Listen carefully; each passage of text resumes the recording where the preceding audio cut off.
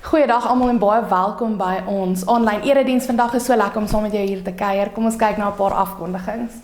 Ons fietstoer en chippies uitreik begin hierdie naweek. Ons fietstoer vertrek maandagooggend baie vroeg en chippies slaap Saterdag aand hieroor en vertrek Sondagoggend baie vroeg. Ek herinner julle graag aan ons gebedsversoeke en ons gebedsgroep waar julle dan saam kan bid vir almal. Ons het ook 'n klomp orgelkonserte wat nou opkom in Augustus, September en November. Maak seker jy kyk na die sosiale media om bietjie die datums daarvan te kry. Ons het ook 'n nuwe preekreeks wat in Augustus begin, System Update. En ons is verskriklik opgewonde daaroor. Terwyl ons sommer nou so besig is met afkondigings, wil ek jou vra om sommer vir 'n oomblik stil te word en diep asem te haal en sommer net te besef waar jy is in jou besige lewe nou. Dalk staan jy bietjie in die kombuis, haal bietjie diep asem, voel die voete op die grond, haal diep asem en raak bietjie stil. Ons is besig in 'n gejaagde lewe en ek wil jou uitnooi in hierdie oomblik om sommer jou kalender nader te trek en bietjie te kyk hoe lyk jou laaste maand, 2 maande. Ons het vol kalenders en ons is besig met die dinge. Maak bietjie daar op 1 Augustus oop en dan skeduleer jy sommer daar die kaskar in wat op pad is en die 13de Augustus vir Nathaniel en dan kyk jy of daar aan die einde van die maand 'n notaatjie is wat sê dat jy moet onthou om jou kerklike bydrae te maak. Ons is heeltyd besig om dinge af te merk en besig te wees met dinge wat ons jaag. Ons is oor die algemeen besig en gejaag en ons jaag van hierdie punt A na punt B, maar ons skeduleer nie vir onsself tyd om stil te raak nie. As mense vir jou vra hoe gaan dit, dan sê jy eintlik in die verbygaan dit gaan goed, maar jy stop nie regtig en vra hoe gaan dit met iemand of luister regtig na hulle antwoord nie. Ons het die vermoë verloor om te stop en regtig te luister, om te hoor hoe dit gaan, maar reeds besig te wees met ons lyf en met ons kop in die volgende beweging in. Ons moet hustle en ons moet go en ons wil altyd beter wees en beter doen en besiger wees sodat ons nie nutteloos voel nie. Ons wil dinge afhandel. Want daar is so baie dinge wat moet gebeur. Ons het 2 vraestelle op 'n dag en dinge by die werk wat moet klaar wees en ons het al hierdie goed wat ons moet afhandel. En ouers verstaan nie noodwendig wat in studente se lewens of in kinders se lewens aangaan nie. Hulle dink hulle is op die lekkerste tyd van hulle lewe want al wat hulle moet doen is hulle moet leer en goed doen. Dis dit. En die studente of die kinders verstaan ook nie noodwendig wat in die ouers se lewe aangaan nie. Want hulle het dan nou alles klaar uitgesort. Hulle weet wat môre inhou, hulle weet wat doen hulle vir werk, hulle het klaar 'n man of 'n vrou. Hulle is nie onseker oor môre nie, hulle is nie onseker oor hulle toekoms nie. Maar tog is hierdie so groot wanpersepsie. Want al is daar hierdie dinge waaroor hulle seker is hulle steeds onseker oor 'n klomp ander dinge. Hulle word ook gejaag deur hierdie menslike dinge. Hulle het 'n gesin en 'n werk en 'n huis waarna hulle moet omsien. Hulle moet kruideniers koop en hulle moet seker maak die honde het kos en seker maak daar's geld en finansies vir kinders om te studeer en vir kinders om skool toe te gaan. Hulle het ook dinge wat hulle jaag, hierdie deadlines wat hulle moet bykom. En tog verskil elkeen van ons storie. Ons jaag steeds almal tyd na. Ons meet die afstand in 'n checkersry. Kyk wat se ry is die kortste, sodat jy die vinnigste kan betaal en kan voorkom en kan klaarkom en kan gaan. En ons meet die karre op die pad. Wie ry die vinnigste wisselbane sodat jy eers daai kant kan kom. Google Maps se tyd wat hy vir jou gee wat jy ry, is skielike uitdaging want jy kan 'n minuut of 2 dae afsny. Alles is hierdie konstante gejaag. Alles is online, jy hoef nie eers meer in te gaan vir 'n vergadering nie. Jy kan dit sommer online doen. ChatGPT dink sommer vir jou. Hy kan jou calorie deficit uitwerk en hy kan vir jou sommer wys hoe lyk jy as jy klaar die gewig verloor het ook. Ons oorwerk onsself. Ons put onsself uit, ons staan nie stil nie, ons vat nie tyd om stil te staan nie. En ons sien nie vir God raak nie. Ons skeduleer alles op mekaar en vol, sodat ons nie nutteloos voel nie. Ons jaag onsself.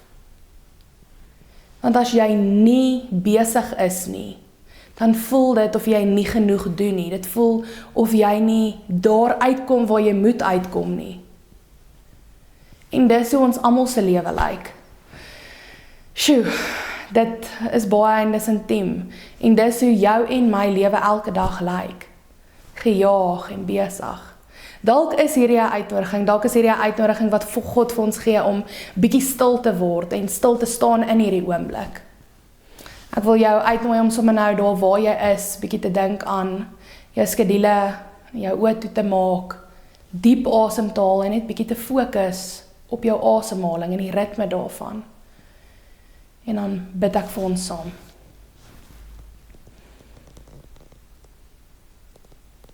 Here, ons is heeltyd besig om te jaag van punt A na punt B en ons hustle en ons go en ons merk dinge op ons to-do-list af en ons wil net klaar kry en daar kom, Here, ons wil jaag om nog 'n dag verby te kry. Here, ons weet U hou ons vas en ons weet U nooi ons uit om in U rus te wees, Here, om naby U te wees. Help ons waar ons nou uit U woord gaan lees, om stil te word en sodat ons kan besef wie U is en waar U is, Here, naby aan ons. Spreek. Ons skriflesing kom vanoggend uit 1 Konings 19 uit en ons lees vanaf vers 1 tot 12. Kom ons lees saam. Ahab het vir Isebel vertel wat Elia alles gedoen het, ook dat hy al die profete om die lewe gebring het. Toe het Isebel 'n boodskapper na Elia toegestuur en vir hom gesê: "Mag die gode my om die lewe bring, as ek nie môre teen hierdie tyd met jou gemaak het soos jy met die profete nie." Elia het bang geword en ter wille van sy lewe gevlug. Toe hy by Berseba in Juda kom, het hy sy slaaf daar agtergelaat. Hy self het egter 'n dagreis ver die woestyn ingegaan. Daar het hy onder 'n besembos gaan sit en gewens hy gaan dood. Hy het gesê: "Nou is dit genoeg, Here, neem my lewe, want ek is niks beter as my voorvaders nie." Toe gaan hy lê en hy het onder die besembos aan die slaap geraak. Toe hy hom weer kry, skud 'n engel aan hom en sê: "Word wakker, eet." Toe hy opkyk, sien hy by sy kop 'n roosterkoek wat op die warm klippe gebak is en 'n kruik water. Hy het geëet en gedrink en weer gaan lê. Die engel het 'n tweede keer aan hom geskud en gesê: "Word wakker, eet, anders sal die pad vir jou te lank word." Toe staan hy op en hy eet, en deur die krag van die kos het hy 40 dae en 40 nagte lank geloop, tot by Horeb, die berg van God. Hy het in 'n grot ingegaan en die nag daar deurgebring. Toe het die woord van die Here tot hom gekom en vir hom gesê: "Wat maak jy hier, Elia?" Hy antwoord toe: "Ek het my met hart en siel gewy aan die saak, Here, Almagtige God. Die Israeliete het die verbond met U verbreek. Hulle het U altare afgebreek en U profete doodgemaak. Net ek alleen het oorgebly en hulle soek my om my ook om die lewe te bring." Maar die Here sê vir hom: "Kom uit en gaan staan op die berg voor my, die Here. Ek wil verbygaan." Skielik was daar 'n baie sterk wind, wat die berg stikkend geruk en die rotse gebreek het voor die Here. Maar in die wind was die Here nie. Na die wind was daar 'n aardbewing, maar in die aardbewing was die Here nie. Na die aardbewing was daar 'n vuur, maar in die vuur was die Here nie. En na die vuur was daar 'n fluistering in die windstilte. Ons lees net tot sover vandag. Hierdie wind en die aardbewing en die vuur is alles aktiewe elemente, besige elemente, simbole van my en jou besige lewe. Ons lees in 1 Konings 19 van Elia, een van die Here se profete wat hom gaan soek. 'n Profeet was 'n gesalfde persoon wat namens God gepraat het, gewoonlik teen konings of ander magsfigure in Israel wat afgedwaal het. En tydens Elia se leeftyd het dinge in Israel erg skeef geloop. In 1 en 2 Konings word daar vertel van 'n tyd in Israel na koning Dawid. En die konings wat hom opgevolg het, kon nie opweeg teen hom nie. Elia lewe in die regeringsjare van koning Ahab, wat met Isebel getroud was, en saam met hulle Baal aanbid, en natuurlik het hierdie aanbidding deur die land versprei. Daar was droogte in Israel en Elia het vir Agab gesê dat solank hulle Baal aanbid in plaas van God, sal Israel swaar kry. En later het Elia 450 Baal-profete uitgedaag op die berg Horeb, op die berg Karmel. Later het Elia 450 Baal-profete uitgedaag op die berg Karmel. Die Baal-profete het gebid vir 4, maar niks het gebeur nie. En toe het Elia aan die Here gebid en God het vuur gestuur om te wys dat hy alleen almagtig is. Daarna het Elia die Baal-profete doodgemaak. God het reën gestuur en die droogte geëindig. Hierdie was 'n moment van groot triomf, intense hoogtepunt in Elia se bediening. En dan verander alles. Want koningin Isebel dreig om hom dood te maak. Na sy gehoor het wat hy alles gedoen het. Hy is skielik in hierdie donker plek. Hy is oorweldig en hy is moeg en hy is uitgeput. En dan vlug hy in die woestyn in, waar hy vir die Here vra om sy lewe te neem. Hy sê, dis genoeg Here, neem my lewe. En dit is belangrik om te sien en te verstaan waar Elia op hierdie oomblik of op hierdie punt in sy lewe is. Na 'n geestelike piek ervaar hy 'n emosionele ineenstorting. Hy het alles gegee en hy het geglo en hy het gehoop, gedink die hele wêreld gaan verander. En nou wil hulle hom ook doodmaak. Ons sien hoe iemand wat God ken, 'n begeesterde Elia, in 'n oogwink al sy godservaring vergeet, sy vrees en sy angs oorneem. Hierdie emosies en hierdie vrees, hierdie gevoelens oorweldig ons ook in ons lewe. Ons kry nie tyd vir stilstaan nie, ons vat nie tyd vir stilstaan nie. Ons kyk nie waar is God nie, ons oorweldig onsself. Ons hou onsself so besig, sodat ons nie nutteloos voel nie. Elia is moedeloos en depressief. Alles is te veel, fisies moeg. En hy wil opgee. En dan gaan lê hy onder 'n besembos. En net daar onder die besembos versorg God vir Elia. Hy los hom nie daar nie. Met roosterkoek en met water gee hy hom tyd om te eet en te drink en te slaap en te herstel en te rus.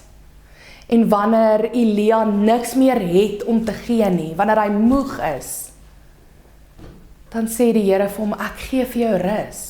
God versorg hom en dan stuur hy hom na berg Horeb, wat ook bekend is as die Sinaïberg, waar Moses die wet ontvang het. En hier verwag hy waarskynlik 'n soortgelyke ontmoeting met God soos wat Moses gehad het. 'n Openbaring, iets dramaties en groot. Maar dis nie hoe God homself aan Elia openbaar nie. Die mooi van hierdie verhaal of die wonder van hierdie verhaal vanoggend is dat God vir Elia daar in sy depressie en sy emosies en sy gevoelens wat hom oorweldig ontmoet. Hy stuur hom en hy weet wat Elia nodig het. Hy gee hom genoeg water en genoeg kos en genoeg rus om vir 40 dae lank te stap na hierdie berg toe. Elia het tyd in 'n grot deurgebring en dis waar hierdie gedeelte vandag begin. Waar God Elia uit hierdie grot, uit hierdie donker gat uitroep en hy nooi hom om bo op die berg te gaan staan, want hy wil verbygaan. Hy nooi Elia om hom te sien. En dan gebeur daar 3 groot, dramatiese dinge. Skielik was daar 'n baie sterk wind. En ek kan net sien hoe staan Elia en hy wag, hierdie wind beweeg en hy wag vir hierdie groot openbaring, hy soek vir God. Hy is in 'n donker plek, hy wil iets van God ervaar en hy soek. En ons kan nou elkeen ons eie afleiding maak, dink wat is soos hierdie wind in ons lewe. Dalk is dit prestasiedruk. Dis nie noodwendig iets wat altyd sigbaar is nie, maar jy voel dit. Jy voel dit ruk aan jou en dit dryf jou en dit beweeg jou, dit waai jou heen en weer. Hierdie prestasiewind wat jou in 'n rigting stoot is nie noodwendig altyd 'n goeie ding nie, dis nie noodwendig God nie. En dan wag Elia in hierdie wind. En God is nie daar nie. Toe is daar 'n aardbewing en dis weer iets groots en alles ruk en die aarde skud en die grond onder Elia beweeg. Dis nie meer stewig nie. Dalk is dit hoe jy voel. Dalk is dit wat jy voel oor mense. Dalk is dit hulle verwagting van jou. Dalk is dit wat hulle van jou dink so groot.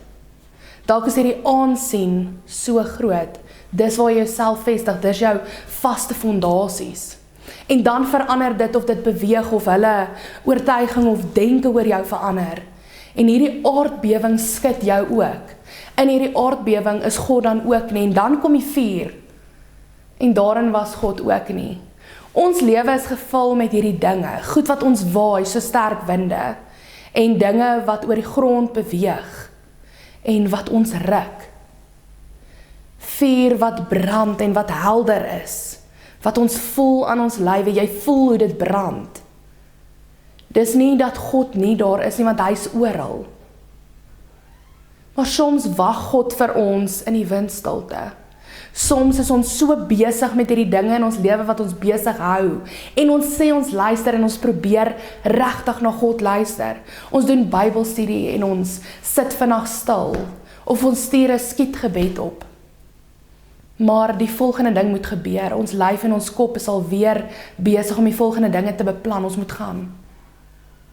En is dalk juis in hierdie stilte, in ons stilte tyd, wat jy moet stil staan, sodat jy die stem van God kan hoor, sodat jy sy vrede kan ervaar, sodat jy hom kan sien, daar waar hy homself openbaar. Daar was 'n fluistering in die windstilte. Die Hebreëus wat hier gebruik word vertaal met fluistering, maar dit is eintlik 'n klein, sagte stemmetjie. 'n Stem van dun stilte. Wat nogal interessant is, want stilte het mos nie klank nie, dit het nie 'n stem nie. So dalk is fluister die naaste wat ons hieraan kan kom. En om te fluister is iets intiem. Jy fluister nie iets in iemand se oor of praat nie saggies met hulle as jy hulle nie ken nie. Want om te fluister moet jy naby aan die persoon kom. Hulle moet stil wees en luister. Dit wat gefluister word, kan nie wag tot later nie. Dit moet nou gebeur. Want as dit kon wag vir later, het jy dit sommer net hardop gesê. Jy moet 'n fyn aanvoeling hê en fyn ingestel wees en teenwoordig wees om dit te hoor. Na Elia God in die stilte ervaar het hy sy gesig toegemaak. Want hy het geweet, God is daar. God is daar teenwoordig. God kon homself op enige manier aan Elia openbaar het. In enige groot moment, maar hy het iets naby gekies. Jy voel dalk skuldig om te rus. Maar rus is heilig. Jy is nie swak as jy rus nie. God voorsien ons van hierdie rus. En vir die wat nie meer universiteitsvakansies het nie, of voel rus is nou 'n leksheid. God se rus is nie iets wat wag vir 'n lang naweek of 'n Desember nie. Dis iets wat elke dag deel is van ons lewe. 'n Keuse om teenwoordig te wees en rus te kies. Rus is waar God wag. Rus is waar jy weer kan onthou wie jy is en wie God is. Jy soek hom dalk in die lawaai en die besige lewe, maar hy is nie noodwendig altyd daar nie. Soms is hy in die stilte. Ek wil jou weer uitdaag, vat jou foon of maak jou kalender oop en skeduleer vir die volgende week, dalk vir die volgende maand, 5 of 10 minute per dag, wat jy kan stil word. Kies 'n tyd wat jou pas, na werk, voor die kinders opstaan. Skeduleer 5 of 10 minute van doodse stilte en wees net bietjie in die teenwoordigheid van God. Kom ons bid saam.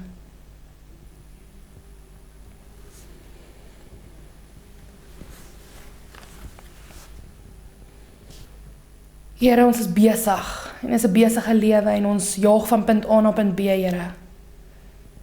En ons weet ons voel gejaag en uitgeput en sommige van ons is bekommerd oor wat volgende kom en sommige van ons glad nie en voel elke dag lyk dieselfde. Here, help ons om U teenwoordigheid te ervaar in elke wind, Here, in elke vuur wat in ons lewe brand, in elke aardbewing, maar so ook in die stilte, Here. Help ons om stil te gaan staan en U te ervaar in die stilte. Help ons om naby aan U te kom, sodat ons kan hoor as U fluister. Here, ons is die kinders en ons wil naby aan U wees. Help ons om so ook in ons besige kalenders tyd vir U in te sit. Amen.